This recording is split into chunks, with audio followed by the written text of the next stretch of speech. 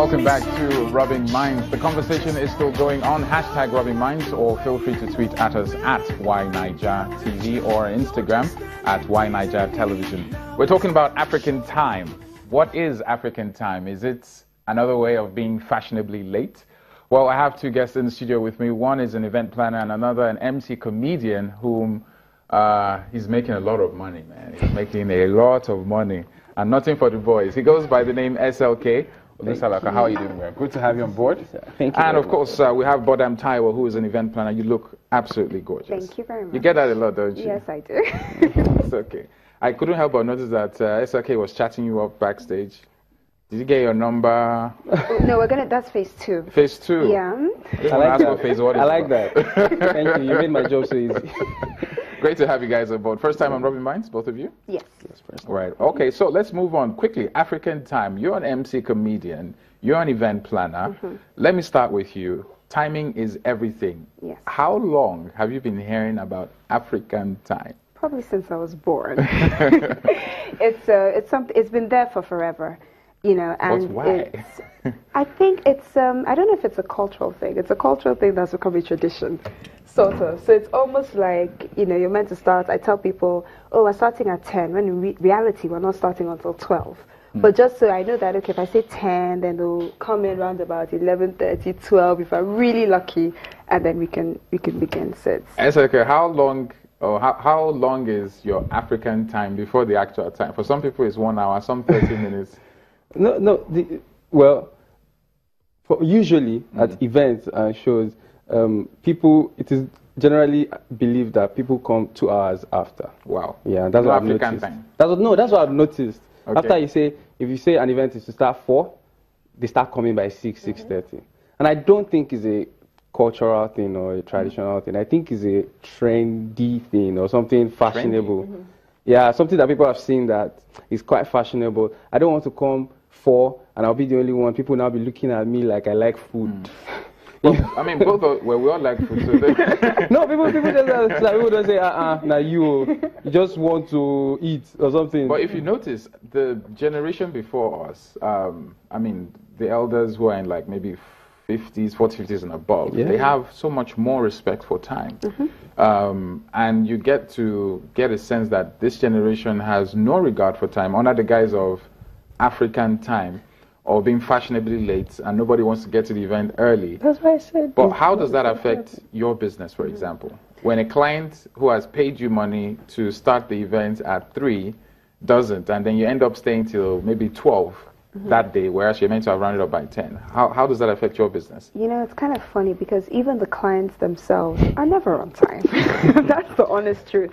So we're saying, okay, we're going to start something on time. We're starting at 12. At 12, you're calling let's use a wedding. You're calling the mother of the bride. Okay, it's 12, guys, maybe you're meant to enter the car, depending on what the timeline is. Let them just time my gele for me just now. And they're not even, and you get to the church, they expect everybody to be late. So it's just, I don't know. But how do you counter that? How do you counter that in your... You put buffers. You put buffers. So if absolutely it's going to be 12, you're not going to tell anybody it's 12. And that's the honest thing. You're going to say something like 11. But isn't that adding to the problem of African time? Because mentally everybody now has a mindset that if it's by 1 on the IV, it means it's not going to kick off to like 3. No, not for the guest perspective. Speaking from a perspective of the vendors and the clients. Okay. You need to put a buffer there so that they actually get there at the time you want them to get there. SLK, you have your shows. Yeah. A client pays you 1 million naira to be at a place for 3 p.m. Okay. You won't say amen. I like that. Maybe he gets more. Maybe he gets more because he didn't even wrap it. So a client pays you 1 million naira to be at a place for 3 p.m. And you're there at 2:30. Most professionally, you have to be there maybe 30 minutes earlier. Yeah.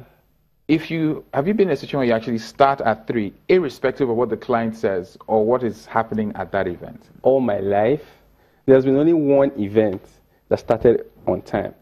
I get to my event 1 hour, at least 1 hour before my event. I always keep to time. But that day, surprisingly, I was just booked for comedy anyways, not MCing. So I got there, they called the event 3, I got there 3. You arrived 3? Yeah, I got there 3 or 2 minutes past 3. Okay. Very exact. 2 minutes past 3, they are started. I was shocked, but I was there for comedy. So that was like the only event ever in my life. Who was responsible for that? Was it the I think the event man, planner? it was a birthday. It was a 50th birthday or 60th birthday. He's a doctor, very strict doctor. So I could tell that that's the kind of person he is. And I think the best way for us to curb this African time mean is actually starting early, starting shows. When people begin to see that shows start on time at the very dot of 5, which is 5, Yeah. they will gradually change their orientation. But okay, let me ask you, Bodam, have you had a situation where, to heaven with the clients, the people are not ready, you have 2 events for that day, and you need to start and finish at a certain time. Have you ever just started and you regretted starting on time? And it backfired? You being principled and going with your time, and it backfired with the client? Yes. Give me, what happened? So in this case, it was, again, a wedding. And they were doing everything on the same day. So traditional in the morning, and then church, yes, that's and a new then trend. white in the afternoon. I hate it myself. I shouldn't say I hate it, but it's really stressful. So everything on the same day. So in such a situation, you need to really be like clockwork to make sure, literally be clockwork. So from the morning, we're all staying in the hotel the night before, the couple and the bridal train. So that was fine. It was easy to manage them. The mother of the bride strolls in, like 10 minutes to go live time of the traditional wedding. And we started. I said, you know what? Begin, because if you don't, we'll wait. So we started. The Alagas were there, everybody. So they started. The mother of the bride was still there doing her makeup. So they started the wedding, the triad, everything was great. Then the husband, the father of the bride danced in, with his people. The mother of the bride was still upstairs doing her face. And it's literally when she came down and she realized that we had,